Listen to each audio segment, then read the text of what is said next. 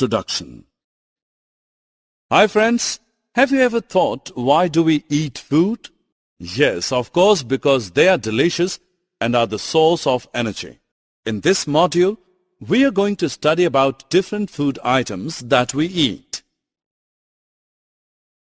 Objectives.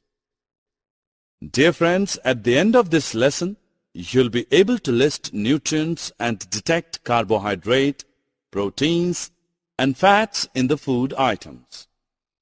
You will also be able to describe different vitamins with their roles and discuss the importance of minerals in the body. In addition to this, you will also be able to explain the importance of dietary fibers and water in the body, explain the importance of balanced diet, and define deficiency diseases. We get excited when our mother cooks delicious food for us like dal, roti, sambar, idli, rice, etc. You might have noticed that after having food, we feel energetic and can perform various activities. Do you know the reason behind this? Food is actually a source of energy and body-building material that we need to move on, keep ourselves warm, and to develop or sustain and improve our health. Thus, food acts like a fuel to our body, and we cannot survive for long without it. A question may arise that how do we get energy by eating food, and why food is known as fuel for our body? Friends, food has 5 basic components in it.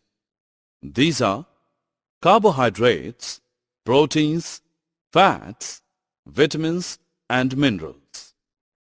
All these components together are called as nutrients. A body digests food and absorbs these nutrients to provide energy.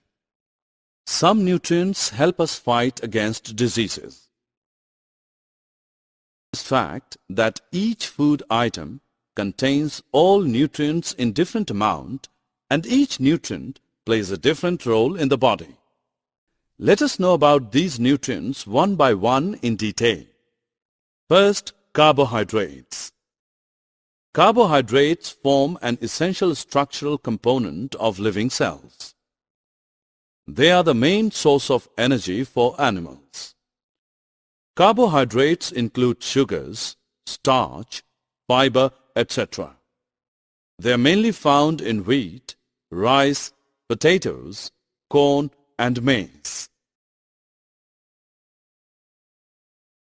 Noticed that some children who do not drink milk become weak and are underdeveloped because milk contains required proteins for our growth. Meat, fishes, eggs, pulses, cheese, and soybean are some other important sources of proteins in our diet. The major role of proteins is building and repairing of damaged tissues. Along with carbohydrates, they are also a source of energy. That you all love pizza, burger, cheese, etc., but your parents do not allow you to eat them regularly because such foods contain large amounts of fat. Fats supply us with energy. If we don't use up this energy, our bodies build up a store for future use as in form of body fat. This is the reason why people eating much oily food become obese. Ghee, oil, butter, cheese, and milk are some main sources of fats. When you get ill and go to the doctor, then he advises you to take some fruits with light food because many of our body processes require vitamins present in fruits and vegetables. They are required in very small amount. Here is a list of vitamins, their sources, and their roles. Seen many advertisements of mineral-rich food items. Now let's know why they are so important. Actually, plants need minerals for growth. Besides this, a body also requires minerals in small quantities for all the chemical processes. Potassium, calcium, iron, etc. are some common examples of these minerals. Let us know more about the sources and the role of these minerals using the next table. Do you know that besides nutrients, dietary fiber also play an important role in our body? They are usually known as roughage. You need to know that roughage does not provide any nutrition to our body, but adds bulk. They are found only in plants, pulses, potato, fresh fruits and vegetables as the main sources of roughage. This helps our body to get rid of the undigested food. About water, which is also an important constituent of our food. Our body gets most of the water in the form of liquid. In addition, we also add water while cooking the food. Water helps our body to absorb nutrients from the food. It is also helpful in throwing out some wastes from body as urine and sweat. Know that all kinds of foods do not contain all the components. Our meals should have a balance of the different nutrients that our body needs for growing and maintaining good health. Such a diet is called a balanced diet. In other words, we can say that a balanced diet includes all the nutrients that our body requires in proper quantities. So we should accept the fact that having a balanced diet is the best way to live a healthy life.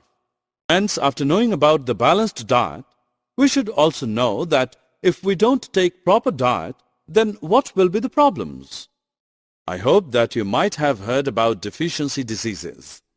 These are the diseases that occur due to lack of nutrients over a long period and hence called deficiency diseases.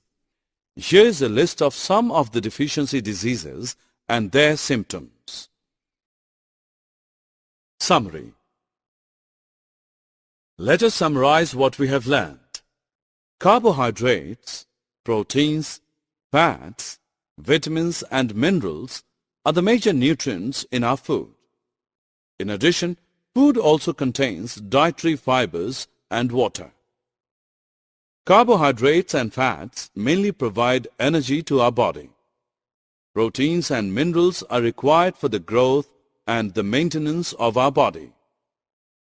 Vitamins help us in protecting our body against diseases. Balanced diet provides all the nutrients that our body needs in right quantities along with adequate amount of roughage and water.